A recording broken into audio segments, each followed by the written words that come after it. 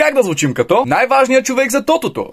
За тото. Богът на клапите и на убиването. Лъчо от Скандал. Вече знаете как работи, трябва ни бит. Започваме с баса, има две различни баслини и двете трябва да са толкова добри, че да ви стане лошо, да ви завира водата в коленете, да ви се трошат камъните в бъбриците. Ето го първия синт бас. Това е втория 808 бас. Лошо ни е вече от баса, звъним на 112 да идва линейка. Затова не трябва синтезатор, който звучи така.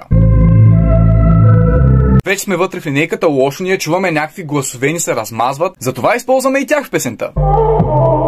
Някакви китари звучат от някъде, все едно сме на мексиканско погребение и тях ги добавяме. Тъй като соловите песни на Лъчо са доста тъжни, мрачни, леко самоубийствени, в микса ще добавим и ножове и хапчета. Заедно с барабаните всичко звучи ето така.